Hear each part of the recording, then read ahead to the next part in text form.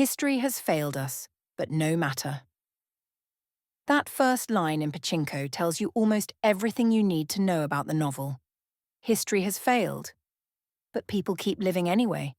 It's an epic about people living on, after history abandons them. Min Jin Lee's novel follows a Korean family across 4 generations, from Japanese colonization to post-war Japan. But beyond history, it's about how people make sense of suffering. About faith, survival, and how to keep living when the game feels rigged. Every major character clings to a different survival philosophy, a way of making sense of an unfair world. 1. The Christian survival philosophy, Isaac's faith in divine purpose. 2. The A Woman's Lot is to Suffer philosophy, the Ajuma realism of women who keep families alive. 3. The Fatalistic Philosophy, Noah's belief that blood is destiny. 4. The Pachinko Philosophy, Masazu's sense that life is a rigged game you play anyway. The novel doesn't tell you which one is correct, it just lets you inhabit each one and feel both its comfort and its cost. Before we get into those worldviews, let's do something more fun and concrete. Let's start with the people. Meet the characters. At the centre is Sunja, the heart of the novel, a poor, illiterate girl from a boarding house in Yeongdo, near Busan. She's small and strong with weathered hands, powerful legs, broad shoulders, a short, wide frame that was built for hard work, and an unremarkable face that hides enormous inner strength. She is not conventionally beautiful, but there is something distinct in her bearing and a kind of purposefulness. Hard work is the only faith she knows. Her first love, Ko Hantsu, is her opposite. He is supposedly a rich fish broker, but, in reality, he's connected to the Yakuza, Japan's organized crime world. He's handsome, sharply dressed in light-colored Western suits, with an off-white Panama hat. He stands out like an elegant bird with milky white plumage among men in dark clothes. He's educated, arrogant, patient, and frankly mean, controlling, manipulative, and opportunistic. He knows how to wait for decades and how to make people feel indebted to him. He fills Sunja's head with stories of faraway places and brings her gifts. She's captivated by his confidence and experience. Then there is Isak Baek. He's delicate and elegant, straight and slender like a young pine, with a Western suit, gentle eyes, a long neck, a pale, unlined brow. He comes from a Yangban family in Pyongyang. That means the traditional Korean aristocratic class. He plans to join his older brother in Osaka. He is a Christian minister, kind, idealistic, a bit naive. He believes in forgiveness, heaven, and empathy in a world that offers none of those things. After Sunja becomes pregnant by Hantsu, Isak marries her to save her from shame and brings her to Japan. There they live with his brother Yoseb and sister-in-law Kyung-hee. Yoseb is practical, proud, sociable, and deeply patriarchal, but not villainous. He's cautious and moral, the family's conscience, always worried about money and dignity. When he calls Hantsu's money filthy, he's not wrong. He's just powerless to stop its influence. Kyung-hee is soft-spoken, beautiful, and kind, raised in more comfortable circumstances. She looks more like a wispy schoolgirl than a 31-year-old housewife. She's elegant where Sunja is plain, idealistic where Sunja is worldly. Despite their class differences, she and Sunja become each other's emotional home. Sunja and Isak raise 2 sons. Noah, the perfectionist and intellectual. Polite, clean, hard-working, ambitious, desperate to be accepted. He has olive skin, thick, glossy hair, and bright, observant eyes. Except for his mouth, he looks almost identical to a young Hantsu, proof that genetics are powerful. In temperament, though, he resembles Isak, quiet, bookish, idealistic. Mozazu, the physical and pragmatic one, resilient, warm, unashamed of who he is. He resembles Isak in looks, but has a very different personality. We will come back to him when we talk about Pachinko. How the story is told, and who the Zainichi are. Lee uses a classic 19th century style omniscient narrator, very Dickensian. A big cast, sweeping scope, but with deep sympathy for ordinary people. The narration moves in and out of many minds, treating each person's pain as worthy of attention. Many characters in Pachinko are Zainichi Koreans, Koreans who came or were brought to Japan during colonization and then stayed. They're born and raised in Japan but legally treated as foreigners, ethnically Korean, often culturally very Japanese, and yet never fully accepted by either side. They face alien registration, housing discrimination, job ceilings, insults, constant reminders that they don't belong. So the question hanging over the book is, how do you build a life, a family, a sense of self in a place that refuses to love you? Each of the survival philosophies we're about to look at is an answer to that question. 4 Survival Philosophies 1. A woman's lot is to suffer, aka Ajuma realism. Let's begin with the way of living that shapes the women's daily lives. At the market, a seaweed Ajuma tells Sunja, a woman's life is endless work and suffering. In Korean, Ajuma basically means a middle-aged married woman. In Pachinko, Ajumas are the backbone of daily life, practical, tough, and almost invisible to the people they serve. Yangjin, Sunja's mother, repeats the same idea. A woman's lot is to suffer. It sounds fatalistic, but it's also brutally practical. These women don't expect justice, they expect work. They are usually silent, hard-working, often illiterate. They have no legal or social power, yet they are the ones who keep everyone alive. This is what I'm calling Ajuma realism. Don't complain. Endure. Feed your people.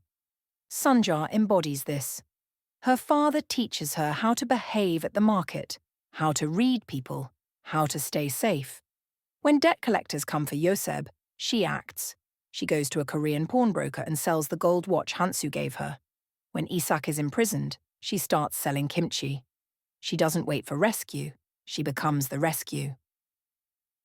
Kyung-hee is gentler but equally resourceful. She is thrifty, learns Japanese from the radio, dreams of starting a kimchi business, and saves money to send to her and Yoseb's parents in Korea. Her nice girl exterior hides a stubborn will to keep the household afloat. Yoseb reacts to this with wounded pride. He hates that his wife and sister-in-law work in public. He feels emasculated and calls Sunja stupid and foolish. But underneath the anger is fear. The fear of being unable to play the role of provider. The heart of this philosophy is Sunja and Kyung-hee's sisterhood. They come from different classes, the rough boarding house girl and the refined housewife. But they become each other's refuge. They cook side by side, share grief, endure war. Sunja slowly realizes that no one takes care of poor women except other poor women. This Ajuma philosophy says, you make survival happen with your hands, but by the end, Sunja starts to question whether suffering and sacrifice, by themselves, are enough, especially when all her suffering still can't save Noah too. The Christian survival philosophy. Christianity in Pachinko sits in tension with everything around it. On the one hand, it offers a language for dignity, being chosen, belonging to one body, imagining that forgiveness and suffering can be meaningful. On the other hand, it can look impractical in a world ruled by empire and money. The Bayek brothers show this tension. Samuel is the activist pastor involved in the Korean independence movement. He dies a martyr. For him, faith means resistance. Isak admires him, but his own Christianity is gentler and more domestic. Kindness, empathy, forgiveness inside the family. When he learns Sunja is pregnant and abandoned, he's been reading Hosea and takes it as a sign. He tells Pastor Shin that just as Hosea is called to love an unfaithful woman, he feels called to marry Sunja, not just to save her, but to live out God's compassion. Sunja, more practical, doesn't suddenly become a saint. She agrees partly for survival, but she decides to be loyal to him and to his God. Their marriage is where Christian idealism and Ajuma realism meet, his soft-hearted faith, her hard-headed practicality. When Isak is arrested for standing with Sexton Hu at the Shinto ceremony, his philosophy collides with the state. His conscience survives. His body doesn't. He comes home a broken man, more symbol than father. Even the names in this family quietly announce how Christianity saturates the novel's world. Isak refers to Isaac, Yoseb to Joseph, Noah to Noah, Mozazu to Moses, and Solomon to the wise King Solomon. It's basically a biblical genealogy dropped into colonial Korea and occupied Japan. The names echo a story of exile, wandering, and hoped-for deliverance. The novel is Christianity-themed not because everyone is pious, but because the whole family history is framed like a kind of modern salvation history. So Christianity in Pachinko is beautiful but often impractical. Idealists like Samuel and Isak suffer or die. Realists like Sunja and Hansu survive. And yet the Christian ideas of forgiveness, being chosen, and one body with many members quietly shape the family's sense of connection, even when faith itself can't fix their circumstances. 3. The Fatalistic Philosophy. Now, the fatalistic way of seeing life, the belief that your fate is decided by forces you can't control, blood, curses, social stigma. The novel is full of curses. Sunja's father Huni's cleft palate and twisted foot, which mark the family and limit her marriage prospects. Yumi's background as the daughter of a prostitute and a violent pimp. Haruki's disabled brother, treated as a family curse. Risa's father's scandal and suicide, which stain her prospects. Etsuko's affairs, which socially punish her children. And over all of this, Japanese colonial logic that sees Korean blood as tainted, a logic Noah tragically internalizes. Noah is the clearest embodiment of this philosophy. He grows up believing Isak is his father and tries to be the perfect, respectable Korean boy. Neat, polite, hardworking, brilliant at school. His survival strategy is simple. If I'm flawless, they'll have to accept me. At Waseda, Akiko's fascination with his Koreanness already hints at how fragile that plan is. She praises Koreans as smart and handsome, but turns his identity into her favorite puzzle. Noah just wants to be treated as a person, not as an ethnic project. The breaking point comes when Akiko meets Hansu and Noah learns the truth. His biological father is not saintly Isak, but a yakuza. In a society obsessed with bloodlines, this feels like a life sentence. His inner question becomes, how can something clean come from something so dirty? At that moment, all of his work suddenly feels meaningless to him. It's not that his life objectively changes overnight, it's that his interpretation of his life collapses. He feels betrayed by Sunja's silence and condemned by his blood. Noah drifts away.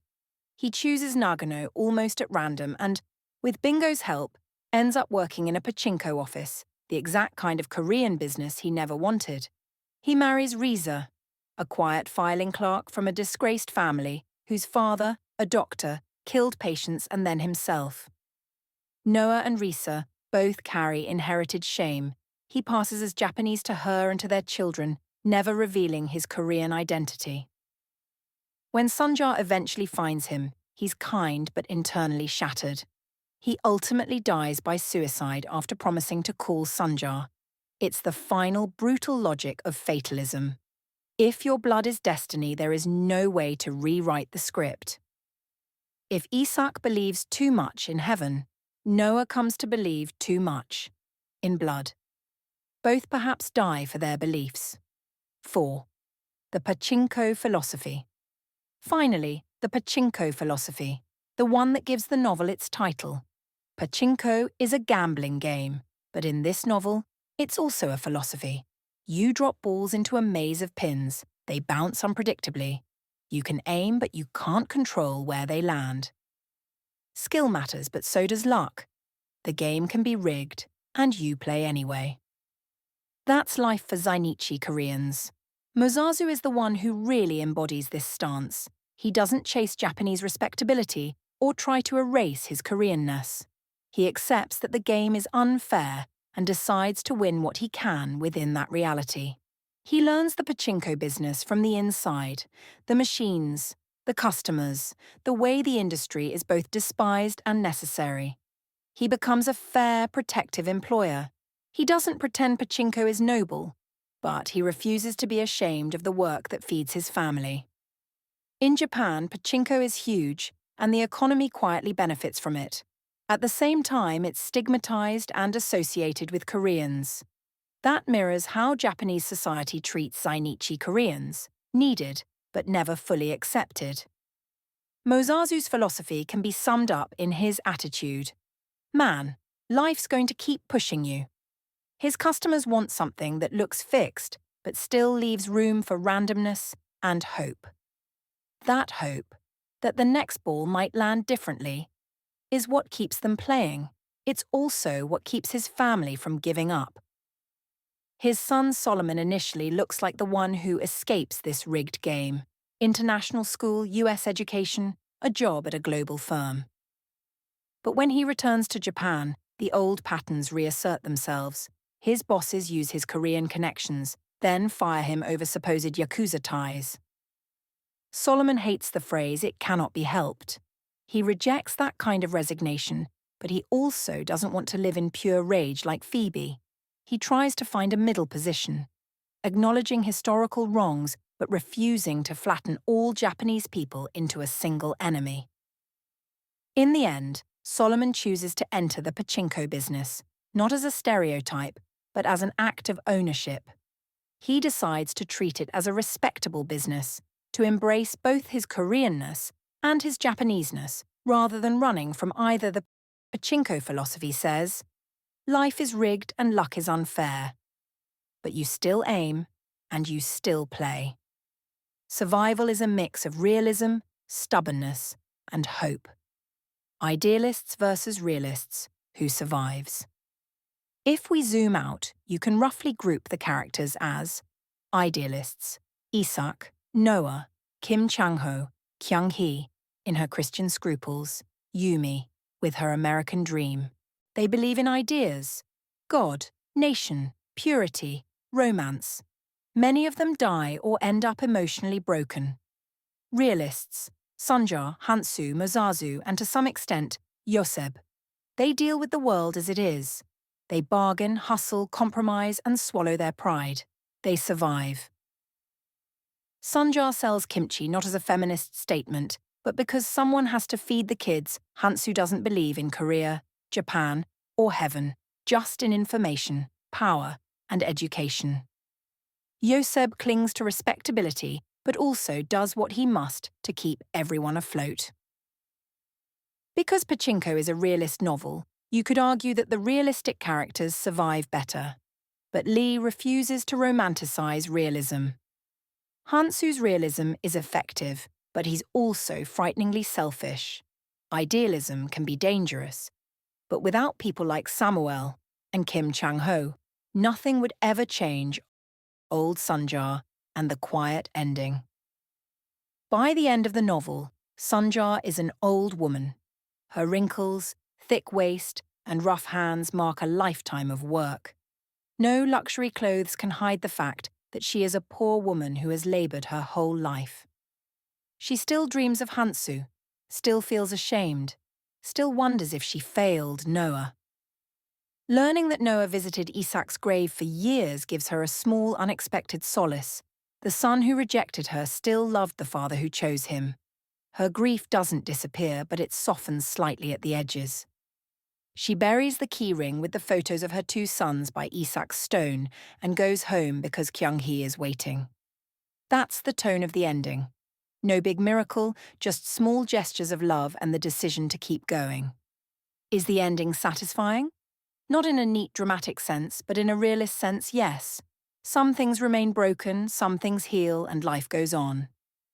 What survival philosophy does Pachinko leave us with? So which survival philosophy wins? Christian forgiveness and being chosen? Ajuma endurance?